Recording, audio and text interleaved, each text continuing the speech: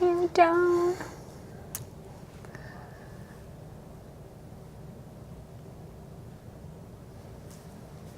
Welcome to the Compass Show. We're so happy that you've decided to join us. We have a wonderful guest, and I am guaranteeing you that you will learn something by watching the show today, because I know that it's an area where I think the only time we go there is if we're looking for a service. But if you're one of those who hasn't gone there for a service, I think you're going to learn a lot today. So with that, let's welcome Lee Ann Buysse. Hi. Wonderful to have you here. And your title and where you're working at? Well, I'm Lee Ann Buysse. My title is State Program Administrator, and I work for State Services for the Blind. We are located in the courthouse in the Workforce Center. Okay, wonderful. So located right here in Marshall, so it's very, very close, very, Yes. very accessible. Oh, so yeah. that's wonderful. But before we go on to exactly what you do in your job and some of these nifty toys she brought with, where did you grow up? Actually, I grew up right here in Marshall. Oh, Yep. wonderful, wonderful. So you've been in Marshall. You were Yep. just sharing with me that 5-6 years ago, you started working in your current job. Right. What brought you to even, I mean, my question would be, what brought you to even apply? Oh, I want to go work with the blind. I mean, intriguing. Yeah. Well, I asked that question a lot, but basically what it was is I worked for vocational rehabilitation, and the State Services for the Blind office was located just like 10 feet from me. Okay. And so we were cohabitated in the Workforce Center, and the other support staff and I knew each other. Okay. So working together and working also within the whole department as far as doing cost allocation reports and that, I got to know her supervisor Okay. at State Services for the Blind. So one day he approached me and said, I think you should apply for this job. I have an opening. Oh, So and I did. you did. Yeah. Wow. So it was Wow. great. Wonderful. So how big of an area do you cover? I know it's not just Marshall. No, I cover 14 counties. 14 counties, Yep. wow. Yep. It's all southwestern Minnesota. You know, start down at Rock and Nobles counties, and I go all the way up to Swift and Big Stone, Okay. Stevens counties north. And then I go east as far as Renville and Redwood counties. Okay, so you got a pretty big swath from just north of us, a little east, and to the South. Iowa border. Yeah. Yes. Right? Exactly. To Yeah. the Iowa border. Yeah. So you say you're a program administrator, do I remember the title correctly? Yeah. Yep. And with that, what do you do? What do I do? Well, basically what it is, I work with seniors. Okay. Anybody who's 55 and older, losing 55 and best. Oh, 55 and best, I gotta give you a hard time. Okay. But basically, if they're, older than 55 or 55 and best, they come to me, they're losing their vision from macular degeneration, glaucoma, diabetic retinopathy. There's a whole gambit of things that they can be losing their vision from. And if they're doing that and they're having difficulties reading their newspaper and their mail, they come to me. That's when we come up with magnifiers. I go out and visit them. Okay. I bring all my things with me, and I have a lot more than this. Okay. But we have aids that we provide to them so that they can continue to remain independent. Okay. And we want them independent in their homes and communities. Right. Okay? So we bring in, the magnifiers, which this is a stand magnifier. Okay. Okay? Wonderful. And it has a bright LED light on it, so it's nice and bright. They can see through it. This is the starting point, 3 times magnification. The stand magnifiers are really nice because they can put them down, read their mail, things like that. They just have to slide it across. The other thing we have is the calendar. Yeah. Yeah. So the calendars are nice and big and white, black and white, and then people who are losing their vision, that is the best thing for them, is to have the black and white and the contrast. Right. Don't Right. put things on colored paper. It just makes it difficult for them to read. Yeah. And I would imagine for some that on certain colors, they don't even see they don't it. see it, no. There's nothing No. to see. And I was also looking at this calendar thinking, wow, I know how busy some of them are, and I can see these squares being so full. Yes. But when you're losing your vision also, you need to write bigger. Yes. So that's really nice to be able to write bigger. And then we have the pens that they can use that are like black Sharpie markers, and they can use these to write on here, and it's not going to soak through. Okay. So that makes it nice because they don't end up with the same appointment next month. Oh, Okay. yes, that would be a challenge. I can see Yeah. that happening. Exactly. Definitely, Yep. definitely. And we also have the dark line paper because when you're looking at the blue line paper that you get, the regular notebook paper, they can't see those blue lines. So it Yes. makes it really difficult to make lists, to make notes, anything Right. like that. So the dark line paper is awesome for them. It keeps them going more across the paper because like when you get some of the macular degeneration is like our #1 cause for vision Okay. loss.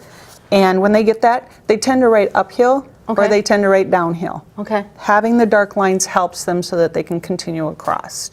So it really aids them with that. And that's a really good point. You know, I hadn't often thought of that. When you say you pull out a notebook Yes. and you look at those lines, I mean, they're there, but they're not there by much. Right.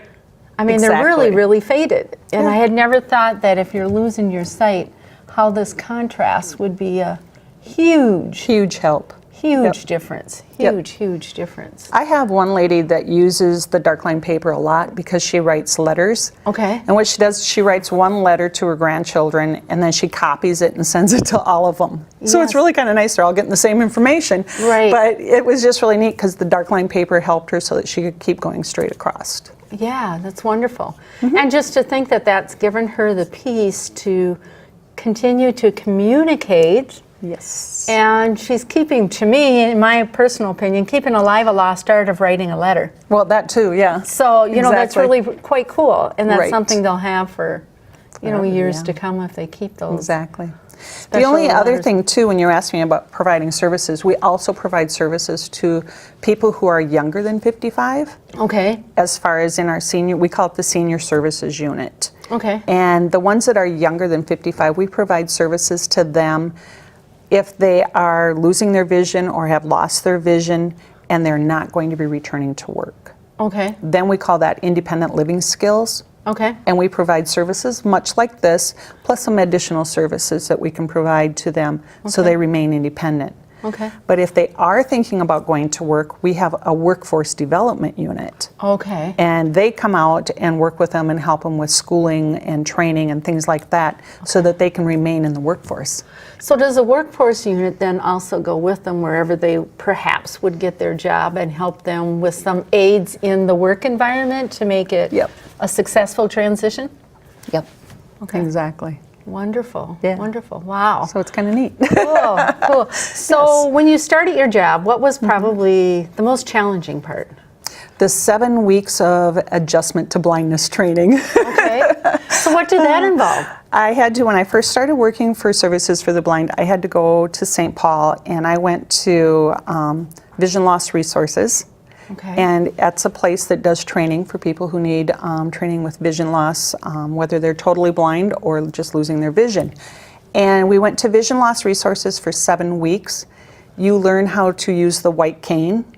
You learn Okay. how to use some of the computer programs like Zoom Text and JAWS. Okay. There's a couple programs out there for your Wow. computers. I learned how to cook under sleep shades. And all your training is done under Under what? sleep shades. So You know how some I'm of the trying people to wear picture- those black shades Oh, over oh, your eyes? Over Yeah. sleep shade. Yeah. Oh, so they you just had to black put those out. on, Yep. You and had then to you put had those to cook? on. And you Ooh. had to cook, and all of your training is done with that. Okay. So learning how to use the white cane, learning how to cook, how to sew. I even worked in the wood shop and I built a birdhouse. I gave Let me it to see, my 1, 2, parents. 3, Yeah, I have all my fingers. But it's interesting, and they teach you some jigs that they have set up down there, and you've always got an instructor with you. But he works with you on this and tells you what you're doing, and it was a benefit to me because I'd already used a lot of those tools. So Right. I've already been in a wood shop and used them. But somebody who hasn't and comes in there, they're like deathly afraid, and that's when accidents happen. Right. But it was really kind of fun because during that 7 weeks, I also had the opportunity to work with some of the individuals that were there for the training as far as needing that training because they were blind. Okay. And I got to work with some of them, and it was just awesome. I mean, it was really cool to watch them progress through the training as well. As you went through the training. Yeah. Wow. Yeah. So I'm just trying to picture that, going to a training, being completely blinded. Yes. I think my biggest fear would be walking with the cane and stepping off the curb. I could see myself going, Splat. Well, they take you inside first Okay. and get you acclimated on how to use the cane. And my worst problem with that was I got stuck in a corner. And I couldn't get out of the corner. I don't know what I was doing wrong, but at one point the instructor just started laughing at me and said, I think you need some help. And they just grabbed my arm and got me out of the corner, and then I wandered on through where I was supposed to go. But I just kind of get in a corner, and it was just like I couldn't get out of there. And I thought, this is challenging. Imagine a person who is really blind Or going that blind. can't get not out of the enough vision. corner. Yeah, so it was interesting. Because So there, you're. I can imagine you're tapping each wall. yes, or- and you're thinking, well, there's a wall there, and you come around, you're going, there's a wall there, and Okay, I to must be turn getting out. completely around, you get so disorientated. Yeah. And it was like, it was almost like a closet, being in a closet. There were 3 walls around me, and I was just frustrated because I couldn't get out of there. Right. But yeah, it's kind of interesting, and that kind of brings me to some of the additional services that we also provide. So people, as they're losing their vision, need some additional services. Right. So we also provide the services of an instructor that comes out and teaches orientation and mobility. So, okay, what is that? I mean, I've got Yep. thoughts going through my head, but so Yep. orientation and mobility, because I Yep. would assume they're already mobile They're mobile to and a they point. already know their home. So I agree with what you're saying. So what does Some do. So what does Yep. So what are you telling me? So I'm saying we have some people who need that extra help with the cane, okay? They may know where things are in their home, but they travel very slowly and cautiously. Now with a cane, they can learn where things are more in their home by being orientated to their home. Okay. The door is over here, and they kind of use the cane to get to where they need to go. The mobility part is getting outside the home, being able to walk the neighborhood. And as you said, finding the curb stops, Yeah. being able to tell where those curbs are, being able to walk down the street with confidence, knowing that they know they're going the right direction. Right. And it's not always easy for people to figure that out. So we Right. do have some people who use the smartphone for GPS while they're walking, and it tells them which direction they're going and where they have to turn. So they can punch in an address that they know, Right. and that's where they're going, and the GPS will tell them how to get there. But the cane is making it safe because they've had the training, learning how to sweep, finding objects in front of them, those kinds of things. Okay. So you're telling me that they're then learning with the cane of the sweeping. The other thing that pops up in my mind, so I still have my vision. Right. So as I see someone going with a white cane, what is our responsibility as a community member when we see someone with a cane? Very good question. It's best to watch out for them. Okay. The person with that white cane is saying, I have a visual impairment, I can't see where I'm going. So Right. you're kind of going, okay, they can't see where they're going, so you're watching them. Let the person with the cane basically have the right of way, and that's Okay. what it is, Okay. is they do have the right of way. You know that as they're crossing the street, you don't know that they're going to cross directly across the street. They may go at an angle. So Right. just being aware of them and their surroundings as far as how you're going to approach it. And the other thing is when you bring that up, is never go up to somebody who's trying to possibly get in the door or something like that. Don't go up and just grab them and pull them over, because that's not the proper thing to do. Okay. First, if you're meeting somebody with a visual impairment, ask them if you can help them. Sure. They'll tell you, nope, I got this, or, I'm looking for this, can you help me find it? Right. So it's always better off to ask them for, if you can Right. provide the help than just Right. grabbing them and pulling them along. Right, right. What about, someone, or I'm the type of individual, I'm walking over to go to a meeting that's close by, and I see someone walking down the street with a white cane. My natural reaction when I see people is say, oh, hello, have a good day. Yep, Is that that's appropriate. Is that disruptive to them because they're concentrating so much with the cane, No. or just go ahead and continue ahead to and do do that? it. Okay. Go ahead and do it. Yeah, probably makes they're their human day. just like you are. Right, and yeah. I assume that, but sometimes I wondered, oh, did I just disrupt them feeling their safety net, No. So that was the question that would float Okay. through my Yeah. head, like, oh, is that safe? Is that not safe? That's a good thing. Yeah, Yep. okay, good. Yes. So tell me some more. What are some of the other services? You go into the home, you work Okay. with a cane. What else Yep. do you do when you go into that home? So when I go into the home, we do an assessment, find out where they're having difficulties, finding out the things that they normally used to do, and now it's really getting challenging because they don't have their vision. Right. So then we go through and we have the adaptive aids, and like I said, we have much more than what I brought today, and we provide those to them. Okay. Everything that we provide to our customers in the senior services unit, anything that I give them or a service that we provide to them is without cost. Okay. It's the state tax dollars that work for them. Okay. Okay. The one thing is we provide the first item, like if I gave them paper and they'd run out, we ask that they would order it from one of the vendors that we have, where we Okay. order our supplies from. Right. Okay. Some of the other things we have is we have the talking books because they can't sure. read anymore. I was an avid reader. I used to like to read books, but I can't do that anymore. Sure. So we have the talking book program where our communications center in St. Paul provides the tape player, and then we have the talking book, Braille and talking book library out of Faribault. Oh, okay. And Sure. they provide the tapes. So you just tell us what kind of books you like to read. If there's a favorite author you have, we can get books Sure. by the favorite author, those kinds of things. And they're sent directly to your home. Okay. You listen to it and you package it up. You just have to put it out to the mailman. It goes back free matter for the blind, so you don't have to pay postage on everything. Okay. So that's really nice. That's wonderful. The other service we have is if you're losing your vision, still living in your own home, that's where we want to keep you. We also have the adjustment to blindness classes. And it's Oh. kind of like what I said, the 7 weeks of classes that I went through. But the person comes into your home, works with you there, teaches you organization of your cabinets so that you know where to find things. So you're saying that, I imagine you have some that are previously very organized and some Yeah. that are not as organized. Right.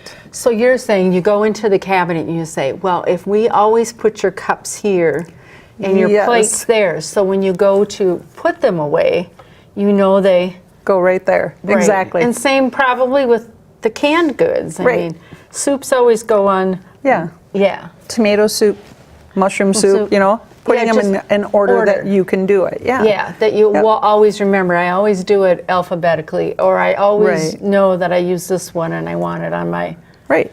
Yep. use this one more often. So, yeah. Exactly. Yep. Okay. So we teach them organization skills, cooking skills, how to Okay. cook without their vision. There's a lot of different ways, methods of doing things. That has my curiosity It's up. kinda So, cool. what are some of the cooking skills? I would be terrified, to be very honest with you, if I was losing my sight. to continue cook, working. To continue cooking. I mean, Right. I'd probably do the simple soup maybe, and something where you just like heating it up. Yep. There what are are a some? lot of different techniques.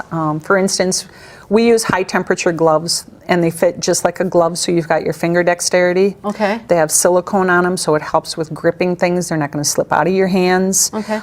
Teaching them how to use the oven, pulling that rack out. Setting the casserole on, then pushing the rack back in. Which because we're a lot all of us, supposed to do. Exactly. I was going to say, we're all reaching in the oven. We get, Yeah. how many times do we get burnt before we realize, duh, maybe pull the rack out. Yeah. But it's just things like that. It's getting difficult because a lot of people have the flat top stoves. Yes. Those who don't have the flat top stoves, the technique I learned to be sure to put the pan on the stove, know that I have it on there right, was using a wooden spoon handle. Oh, sure. Finding the edge of the burner and then set the pan on there and putting it against that spoon, then I you knew know it was it's on the centered. burner. Yeah. Yeah. Yeah. So now with flat top stoves though, it gets a little more difficult because the pan, you got to kind of feel for where the heat is and then slide the pan pan under your over hand. hand. Yeah. So you want to put that pan under your hand that's covering that heat spot. Right. So it's just a little more difficult. The other thing that's really difficult, thinking of buying mom a new stove, is don't get the ones that have the buttons to program because she can't read what those buttons say. Right. So to turn on that, the front burner on medium, if it's got the buttons, the digital, it's just really difficult. It's Right. better to have the turn. Turn knob. Yep. So do you guys then go in, like for baking and cooking, do you mark the knob so they can, Yes. okay, this knob's marked here, this is my 350. Great. Yep. I mean, the Yep. most commonly probably used settings, and you mark them. Exactly. Yep. We mark them with a product called Highmark. Okay. And it kind of, what I always explain it as is how we used to use those puff paints on our sweatshirts. You got the kind of the raised line. That's what that does. Okay. It dries with a raised line. You mark that on there. You mark the dot. You can match them up. And Yeah. that gives you an area, as far as, like you said, 350 is here. So you Okay. got it matched. Yeah, so if you need to go 375 or a little more, you Right. kind of got that space mark and Right. wow, Yeah. wonderful. So there's a lot of things to learn with it. The other thing that comes into my mind is, at least as we age, and I think we can all say that this would be a problem area, is the bathroom. Oh, yeah. What do you do in the bathroom? I mean, As far I as can what- see all kinds of Pudding, okay. I can see all kinds of issues like, oh, I don't know where my toothpaste is. Right. Oh, the toilet paper roll's empty. Am I going to? You I mean, know the where you're simple storing, things. I mean, you know where the storing your toilet paper is, so that's pretty easy to get it off and put it back on. I can see myself kind of dropping thing. And yeah, being on the floor going, what do I do with it? Yeah, I can But, see myself doing that. Putting toothpaste on, put it on your finger, Oh, and then put it on. and then put it, just put it on your teeth Yeah. and then brush. Yeah. So that's an idea, Sure. one way of doing I it. never thought about that. Hey, Yep. that's smart. One thing is when you do it that way, you can smell it so you don't have, you don't have the hair gel thing. Oh, sure. That You would be know so it's good. toothpaste. Never thought of that. Yes, that's one thing to watch for. But being able to do things like that. We Okay. do have some magnification mirrors that have lights on them that we like to give to some of our ladies that put on Okay. makeup and that. Some of them can still use that, and they still like to wear makeup. So, Yeah. we try to Right. find a way that they can. Right. So does the puff gel then work also? I call it the puff gel. It's your marking Yeah, system. it's called High Mark. High mark. Yeah. The high mark, does that also then work in the shower? Like this is where they like to set their shower for Yep. their temperature. So are those things that you Exactly. can also use? Yep, because we have two different ways of markings when you bring that up. We have the high mark that works on places that have moisture, Okay. places that have heat, Okay. greases, those kinds of things. So we use that a lot on dishwashers, which I have a story about a dishwasher when I first started working. It was awful. But you put them on dishwashers, stoves, washer and dryers, those kinds of things. We have some things that are called bump dots. Okay. And they leave just a little, it's just a peel off dot that you put on things. Okay. And we use those a lot on microwaves so that they can feel sure. where Where the buttons are. Yep, This on is off the button is this. minute, this is the on Yep. off. Okay, Yep. sure. They come in different sizes, different textures, different colors. So it's easier for them to decide, decipher between the stop button and the start button on their That microwave. brings up a good question. Microwaves are all push Yep. buttons. I don't see any Exactly. dial ones that I can think of anymore. And Not the other dial, thing no. that pops up to me is they're usually on a black background. I stress when people are talking about Aren't they? replacing them, you can get a lot of them that are white with black numbers. Oh, you and can? those are really nice. Okay, I I like want to say those. I'll have to pay Yep. attention. I see so many now. I'm thinking they all have kind of like this They're black all kind of black. background. Yep, and that's you the have most to difficult. look Yes. for the white with the black white. numbers. Yep. Okay. Yep. You can know get that. those for mom, or dad when they're moving, say, to an assisted living facility. You want to buy them a new countertop microwave. Look for the black and white because you got that contrast. Do you know if in the area, if they don't have it, have you had success with people going in? We like this model, but can you get? I don't know. I've never That'd be a had good them ask question that. to Yeah. ask, I imagine. Yeah. Ask. I'm not sure about Hey, that. Yeah. ask if you don't see one. Exactly. I think that's a wonderful thing to do. Yep. The other thing we were talking about before the show started, and I think it's just the coolest thing. I was saying to Lee Ann, okay, you just shared with me about a month ago that you have this app on your smartphone that if you can't see something, we'll talk about Yep. the app, but then we'll also talk about if you have a cell phone. I'm going, well, how can they use a cell phone? So let's talk about those two things. Yeah. So the app that we were talking about is called Be My Eyes. Mm-hmm. And that is a nationwide, or I should say worldwide app so that they can use that. And basically what it is a person has the app on their phone who is visually impaired. Yep. They tap it, it opens up, and it calls a volunteer who signed up to be one of the Be My Eyes people. Right. Your phone rings as the person who's the volunteer, such as mine, and I answer the phone and I'm looking at it and I can see two cans, and I answer it and tell them who I am, and they said, I have two cans here. Which one is the tomato soup? And Okay. I'm looking and I'm like, the one on your left, Yeah. their left, my right, is your can of tomato soup. The one on the right would be, the other one. So it just kind of helps them out as far as Be Their Eyes. They might have just a simple question. Right. I did have one that called me from overseas and wanted a question. They had a question about their TV, and I was like, whoa. I don't know anything about your TV or the cable things. So I told them to call back again and get a different person because I couldn't answer it. So let's talk about, you said it's nationwide, but actually It's actually international, worldwide. worldwide. Worldwide. So can anybody in Marshall, if they go, hey, that's something I could do, could they sign up to be a volunteer? Yes. Okay. Yep. So what happens? The phone rings. You say you're blind and you call that app. Yes. You hit it and it rings. Yep. It rings a multitude of volunteers, right? Right. And it just depends upon which one answers first. Yep. And you just tell them that you're a volunteer. Yep. Basically, when I answered, I always say, "Hi, this is Lee Ann. How can I help you?" Yeah. It's just a simple. It's just letting them know. Yeah. Yep. It's I've just like- answered it. Now tell me, what is it that I can help you Right. with? Wow, that'd be really cool.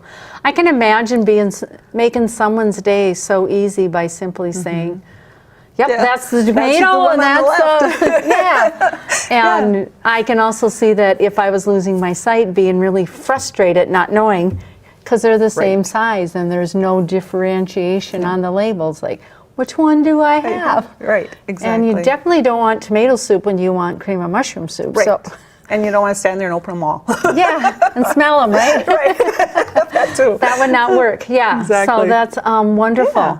The other thing we were talking about, and it's, of course, that was my question. I'm going, okay, I'm not really thinking, but I did ask the question. Yes.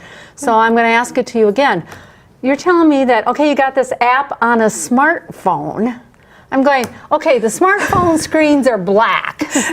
How does this work? I'm a little bit confused. And you quickly had the answer, and I'm going, oh, yeah, really? Okay, I should have known that. So with smartphones, there's an accessibility when you go into the settings. So general settings, find accessibility, and there's a lot of different settings you can do on the phone. Yep. Voiceover so that you can talk to the phone.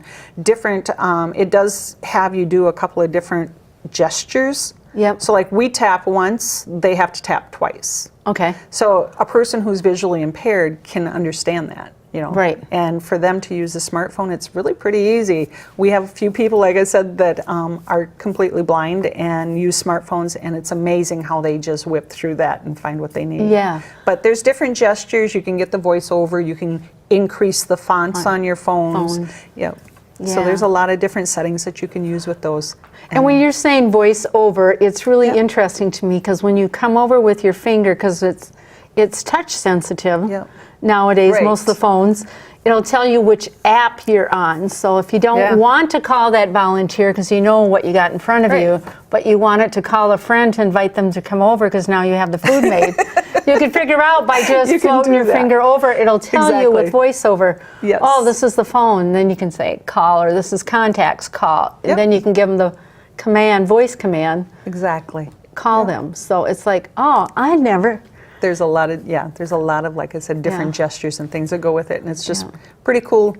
They can use it, and I even have some of my seniors using the phones, iPads, Oh, sure. those kinds of things.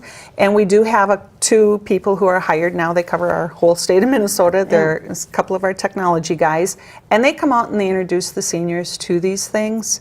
And you can also get the books on tape on your iPad. So they you can just just have to have listen. your iPad. You can take it anywhere you want and listen. And they come out and they'll teach you different things. Like I have a lady actually getting trained with the Zoom text computer. Sure. Yeah. So she's getting that on her computer because she loves to use her computer. So that's one of the things we have. And they come out and they install it. They teach them how to use it. They're a resource for them. So if they have a question, they can just give them a call back and get the answer. Oh, that's wonderful. They're really busy. I bet they are. I bet they are. Because I know the thing that I've learned working where I'm at, the seniors really, I say most of them down there know how to use their smartphone as well as I do. Probably, yes. So I think the technology piece isn't scary for them. It's just doing the adaptation because they find that that's their connector to stay connected. So exactly. yeah, it's been just wonderful. So Lee Ann, it's been just wonderful visiting with you. The time has gone really, really fast. We just touched the top of it. We just hit the ice on top.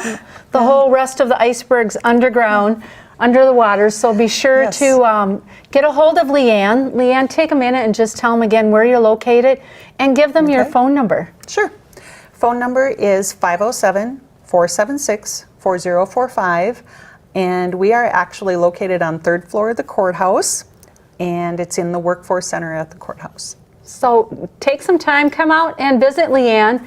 And if you have questions about being a volunteer for that app, just give her a call and she'll let you know the process. But I should let you know that I'm not in my office a lot. Yes. So if you call the number and call leave first, a message, yes. she'll make sure that she gets in contact with you. Exactly. Thank you, Lee Ann. It's been fun and informative. Well, thank you.